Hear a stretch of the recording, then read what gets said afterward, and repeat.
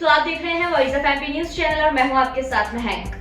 Leak से हटकर खेती करना लाभकारी हो सकता है, ये साबित किया है नर्मदापुरम जिले के किसान सुधीर वर्मा ने। जिला मुख्यालय से 40 किलोमीटर दूर स्थित सुधीर 8 एकड़ के खेत में देशी गुलाब की खेती कर रहे हैं। उन्होंने 20 साल पहले 10 से 15 गुलाब के पौधों से शुरुआत की थी। अब 8 एकड़ में पौधे लगाकर रोजाना 7 से 8 हजार रुपए के गुलाब रोज बेचते हैं। बड़े पैमाने पर की जा रही खेती से 10 से 11 स्थानीय लोगों को रोजगार भी दे रहे हैं। देखिए ये खबर।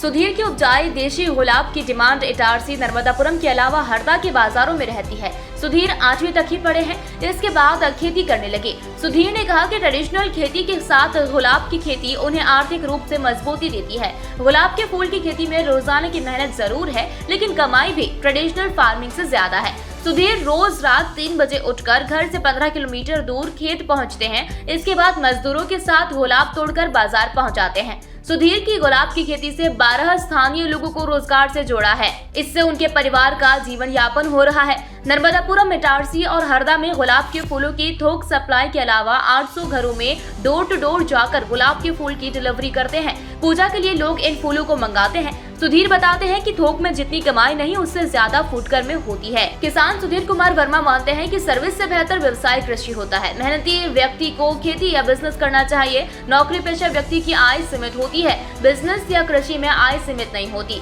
सुधीर बताते हैं कि मौजूदा दौर में वह रोजाना 6 से 7 हजार रुपए कमाते हैं। अगर उनकी वार्षिक आय की बात की जाए तो 12 से 15 लाख रुपए है।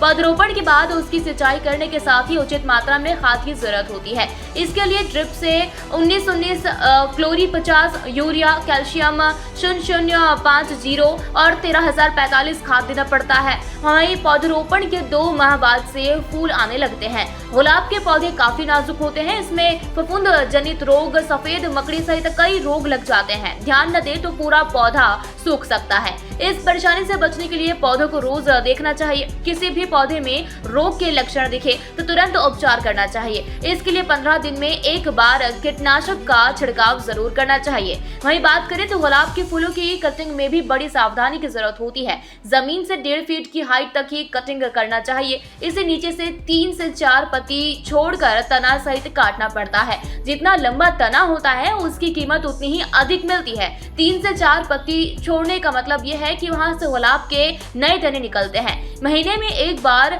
खरपतवार की निदाई करना चाहिए। जब फूल को चमकीले रंग की पंखुड़ियां मिल जाती है तब इनकी कटाई की जाती है। पहले वर्ष में गुलाब के पौधे तैयार होते हैं, इसलिए पहले वर्ष में अधिक उत्पादन नहीं हो पाता है। वहीं दूसरे वर्ष में आपको इस गुलाब के फूलों से अच्छी उपज मिलने लगेगी। गुलाब के पौधे में मार्च में 45 से 50 दिनों की छंटाई के बाद फूल आने लगते हैं। आमतौर पर गुलाब के फूल पौधे पर 40 दिन तक रह सकते हैं। अब बात करें ऐसी जलवायु चाहिए की, तो इसमें गुलाब के पौधे रोपने से पहले खेत में बेड की तरह जमीन तैयार करना होता है।